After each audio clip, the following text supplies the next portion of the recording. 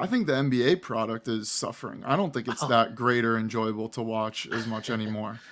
I mean, I'm watching the Olympics going, holy cow, this US France game is incredible. There's great basketball. The refs aren't interfering. They're letting them play. There's not a million advertisements. The game's going quick. This was great basketball. We got dunks. We got LeBron just getting absolutely slammed on. Obviously, he's a beast, though. Curry doing his thing. Like, it was amazing to watch really good basketball from a fundamental standpoint, but also just from an entertainment perspective. And, I think the NBA needs to think about how they make that better. But at the end of the day, the dollar is the true decider in these things.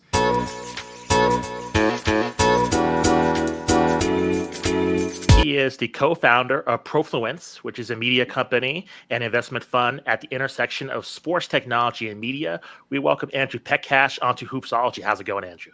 It's going amazing, Justin. Appreciate you having me on today. Thanks for coming on to the show. Really appreciate it. Our podcast, along with my co-hosts, we discuss the main headlines with just the NBA and the WNBA, but also basketball culture itself. So before we jump into sports business, which I think is very fascinating, we are a basketball culture show. And I noticed you play D1 basketball at Boston University. So we like to start off the podcast, a little bit of a tradition, any way you want to take it. What is your first or favorite basketball memory? Whew. I got so many good basketball memories, but the first got to be when I was growing up. We had a basement; it was unfinished, and we had two mini hoops. I don't know what size, 6 feet or something real short. And my uncle would always come over, and he would never let me beat him. And I can still remember the first time beating him, and then just being like, "Oh, I'm such a beast at basketball. Like this is gonna be my thing." And I don't know why. That's like the first main basketball memory. I don't know how old I was, maybe 5, 6 years old, but it was cool. Like it's always been from my earliest memories. Basketball's been involved. So yeah, that's definitely the first one. So the sport of basketball has really, I think, grown, I would say, within the last 20 years or so. And you posted a report from Nielsen saying there's about 3.3 billion basketball fans worldwide. You posted very interesting stats about the FIBA World Cup being held in multiple countries and just growth among 16 to 29-year-old fans. And I'm just wondering, from your perspective, what is the growth potential of the sport beyond the NBA globally? Do you see maybe Saudi Arabia wanting to get into seeing this as a growth potential and jumping in? Do you see other countries, we know Euro League, really growing? Do you see any type of a rise to what the NBA is doing globally to rival them, or do you think we'll see really the NBA become the most dominant? Just it is now, but just continue just to be no challenge to just the NBA's dominance globally in terms of their stranglehold on the sport. Yeah, I think it's going to be tough for anyone to challenge the NBA. Obviously, on the investment side of our business at Profluence Capital, we see a lot of emerging leagues and these ideas. And so I've seen a bunch more of recent, from offshoot 3-on-3 leagues to one-on-one leagues to unique street leagues that have weird rules that you never really see in basketball, to an influx, especially in the Middle East, as you had mentioned, a lot of groups trying to take a stranglehold around all that additional capital that's been floating around that space and looking to get into sports. I mean, the NBA is the dominant player, though. If anything, I think we're going to watch them expand both horizontally and vertically. So I'm really interested, if you look at the NBA, and we have a post coming out on Profluence soon. We put out a weekly white paper, but of the NBA and really their structure and where they're going next. If you think about it, you have the main professional league, which is the best players in the world. You go under that, you have the G League. You go under that, you now have NBA Africa and some of these offshoots. And then if you look underneath there, there's not really anything. The junior NBA is a third party licensed, and then college sports are college sports, but that's changing quickly. That's looking at potentially taking some private equity money in. Yeah. And I think we'll see the NBA try to own it from the second you start playing basketball at 5 years old or whatever to the top pros in the world, and then maybe even do adult social sports, because there's a ton of men's leagues as well. So that's what I'm really interested in, is actually how the NBA, as these valuations start to get crazier and crazier, how they start to think about other revenue opportunities, and are they going to go acquire, are they going to go invest, what are they going to do to own more of the ecosystem? Obviously expansion teams, but beyond just the core product, where are they going? So you mentioned 3x3, and I find that really fascinating because we're seeing Unrivaled come out in 2025, Big Three, Phoebus really taking an investment in 3x3. Where do you see that from a business perspective? Is there teeth to the 3x3 concept to where fans would be interested in watching, or do you think it's kind of like a gimmick in terms of just attracting casual fans to this new product?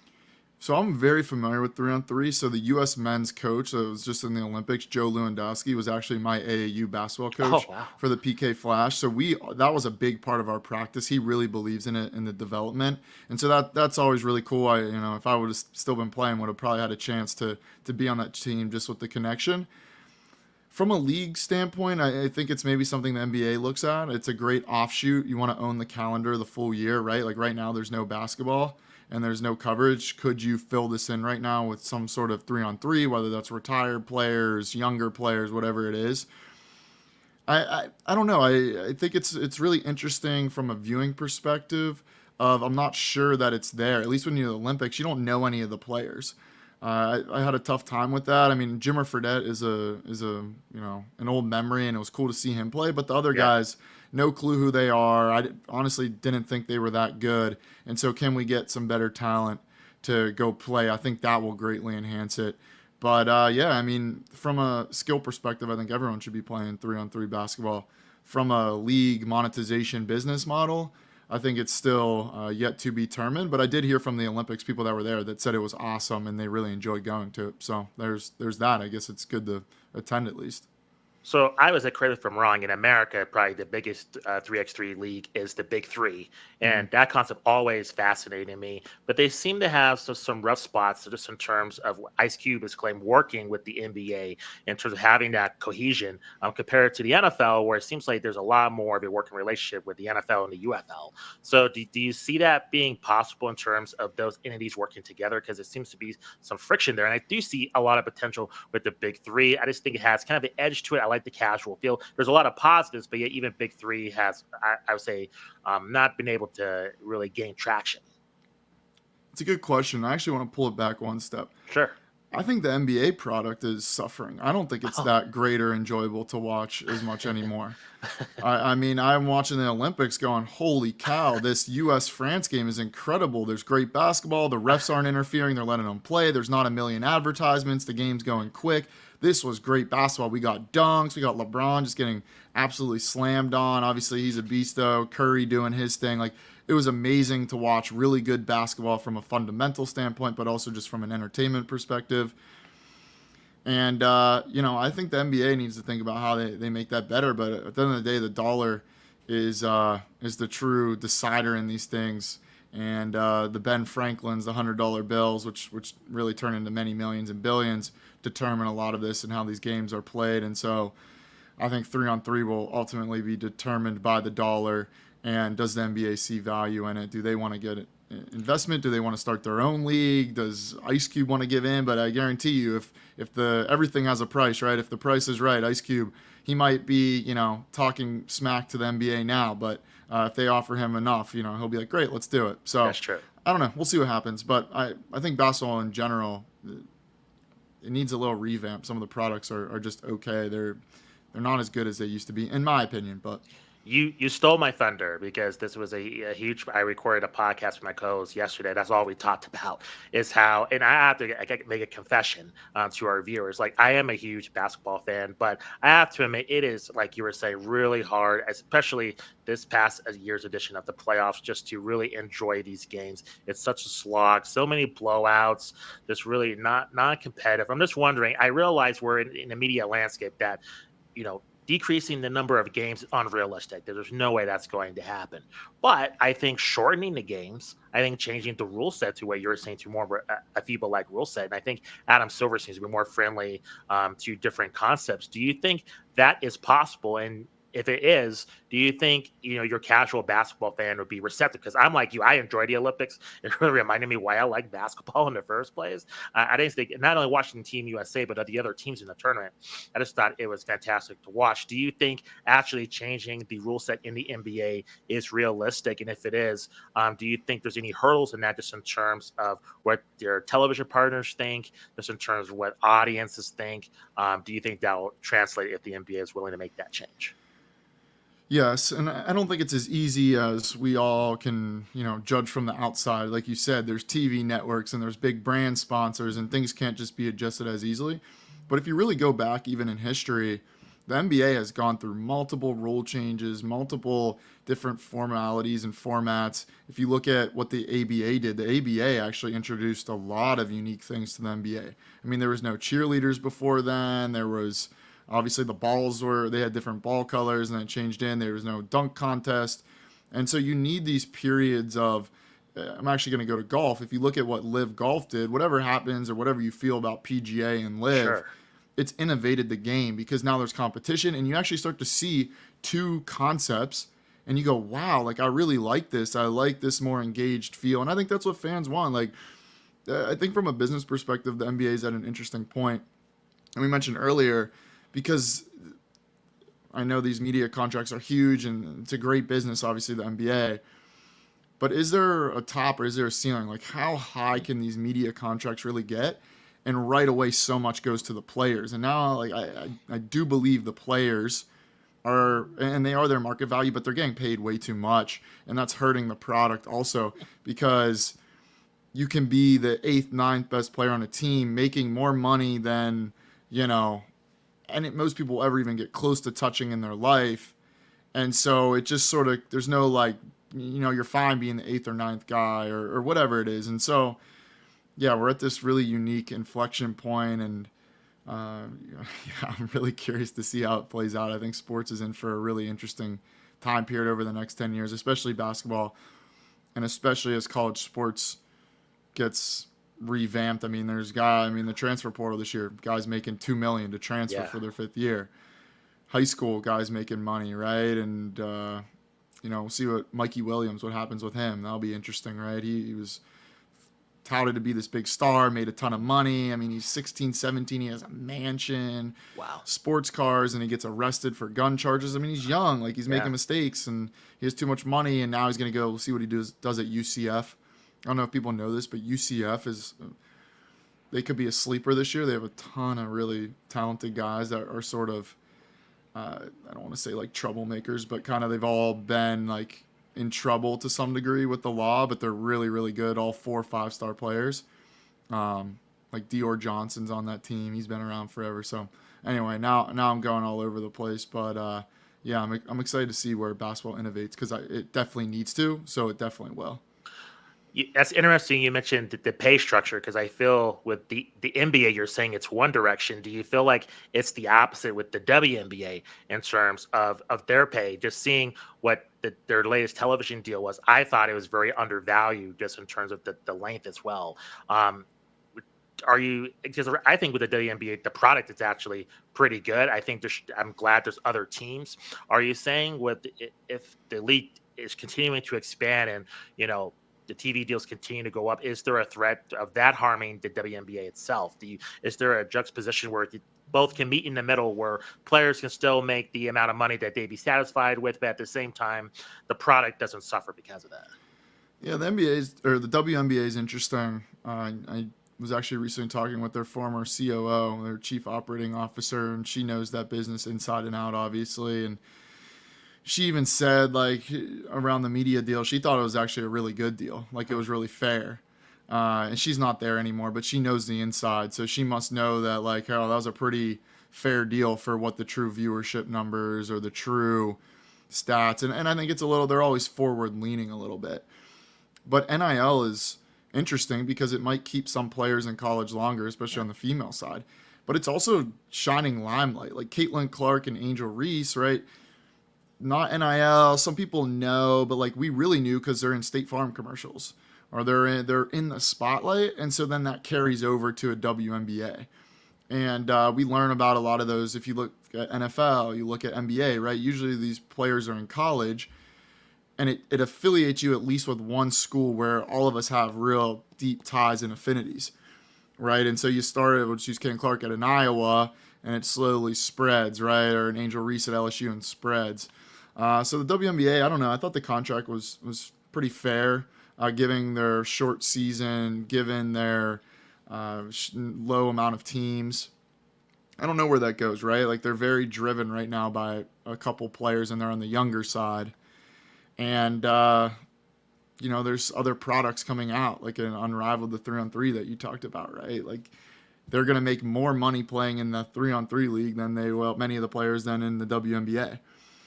Does that alter perception? So I don't know. The women's game is interesting to me. I never really had much interest in it, but I will say, being honest with it, Caitlin Clark, like I love watching.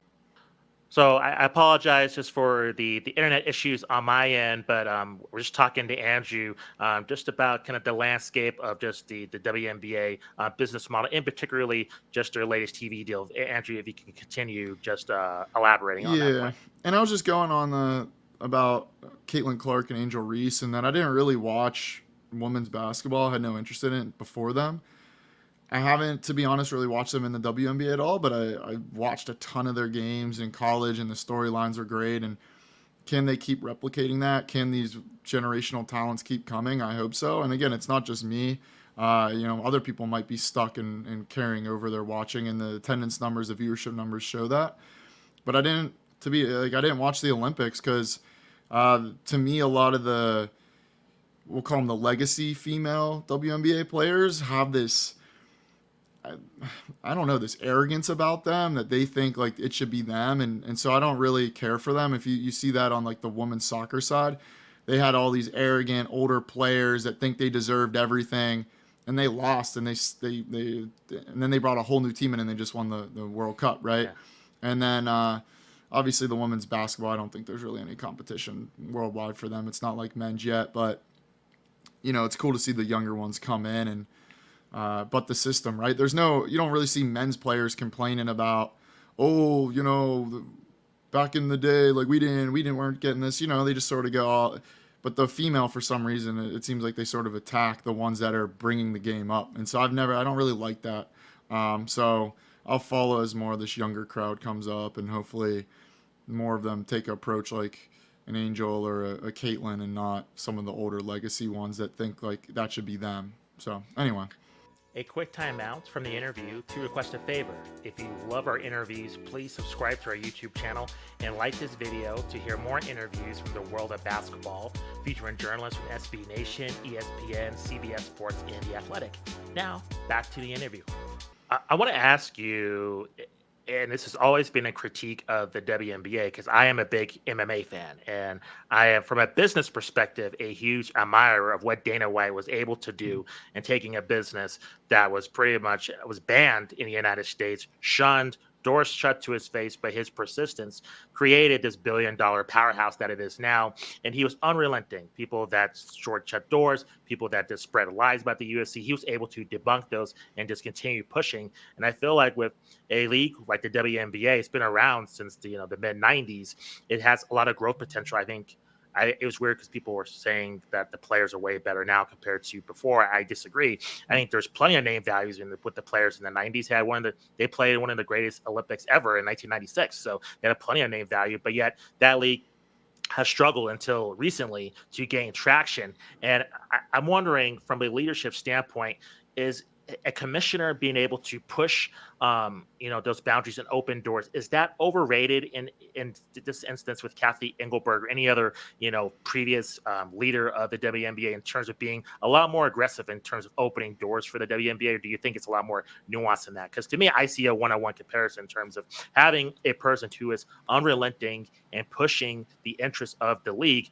I think it's very vital compared to like with the NFL, the NBA, NHL. Those are established sports that have established fan base within the marketplace. But I feel like the WNBA still needs to establish that. But yet I think at sometimes they're very lackadaisical in their approach. But I've been met with resistance towards that. What do you think? I'm not on the inside, so I don't know it like to the degree where I could really answer, but I'd say yeah. Like the more I don't even know who the commissioner is. You said her name, I've never even heard of her. Like that's a problem, right? You know who Dana White is, you know who Adam Silver is, right? You know who Roger Goodell is.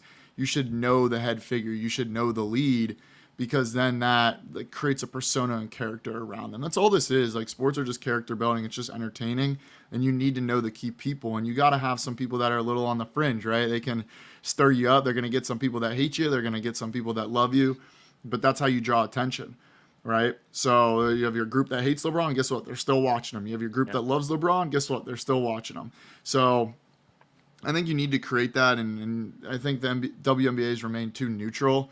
I think you got to have a little bit of that polarization to draw interest in, and the MMA did that. And he's a again, I agree with you. It's been amazing watching what he's done, and he's a polarizing figure, right? Yeah. And that draws top fighter. It draws people to him, right? And that's what you need. And yeah, I'm curious to see what the WNBA does. But again, the big mistake already is I don't even know who's leading the charge there. You Yeah. said her name on there, I never even heard of her. And so I don't know. We'll see. And I think something else is, if you look at obviously the NBA and the NFL, they're very led by the men's side, and it's men trying to get viewership from other men, and you naturally get females. The females like don't do a great, like they're sort of like, who are they? You got to really go after a niche. I think, like, do you want to get men to tune into these games? Well, shit, you got to go along some lines to try to make that happen. Or you want to get females? What's going to draw them in to come to games or watch? So yeah, I don't know. I'm sure it's not an easy problem to fix, but they're obviously doing better, so that's good. But still losing money like crazy. Yeah, no doubt. I want to shift and I want to focus on this phenomenon of athletes participating in more investing. Can you kind of point to when that really truly began?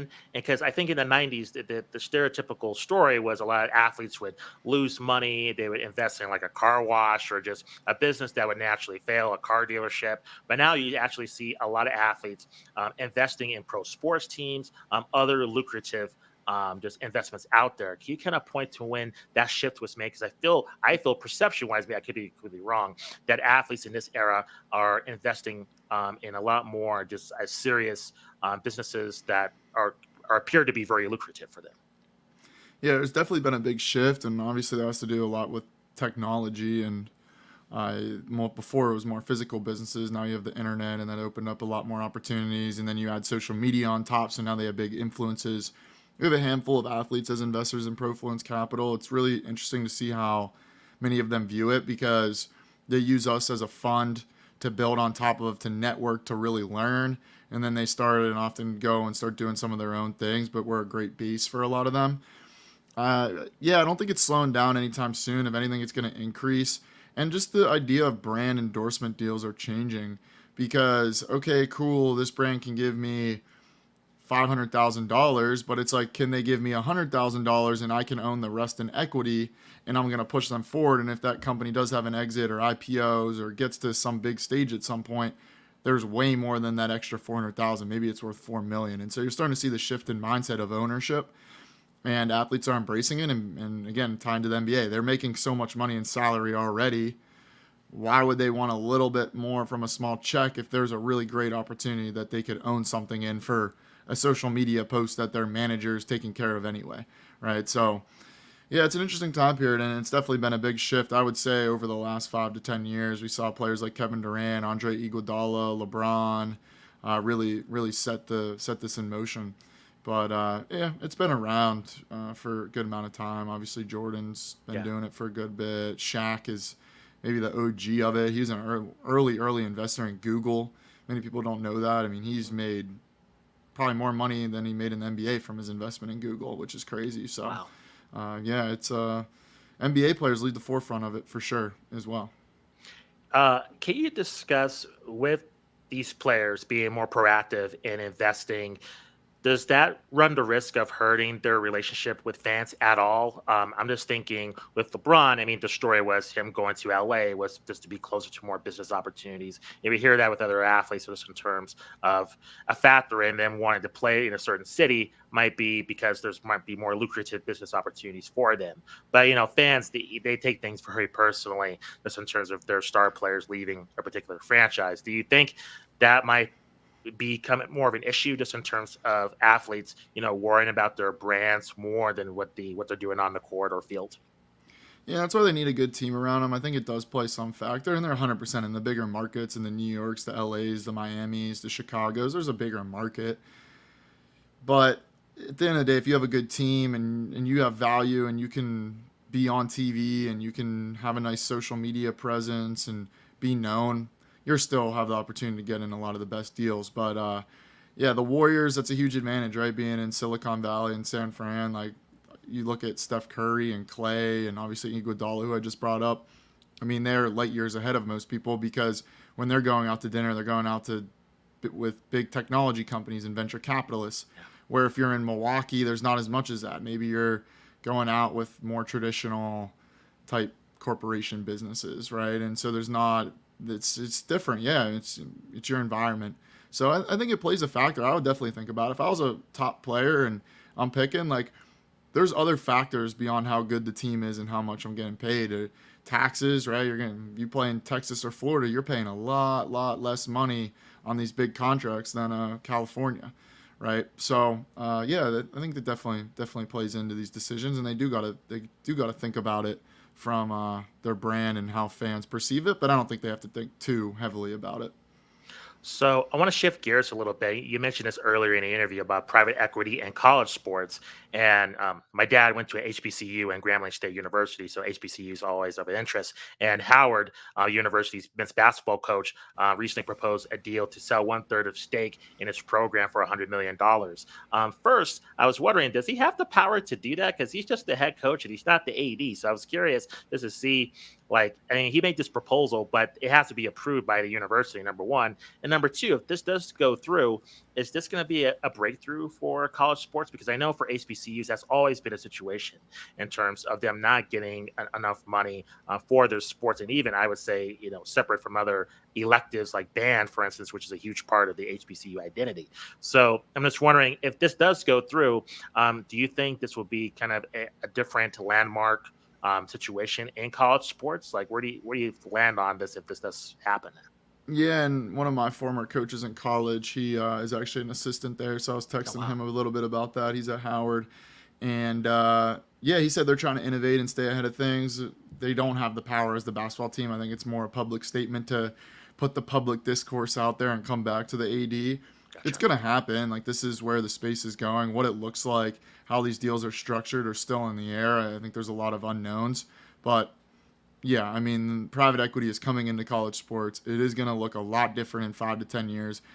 I, some inside scoop. One of the big accounting firms or consulting firms is doing some studies right now, looking at the feasibility of what changed athletic departments could look like. And so they run a bunch of different tests, from firing everyone to bringing external people to integrating to bring in outside money. Like, it's coming, and probably sooner than a lot of us think. But it's gonna be a wild space, and basketball and obviously football, the main one, are gonna be at the forefront of it in college.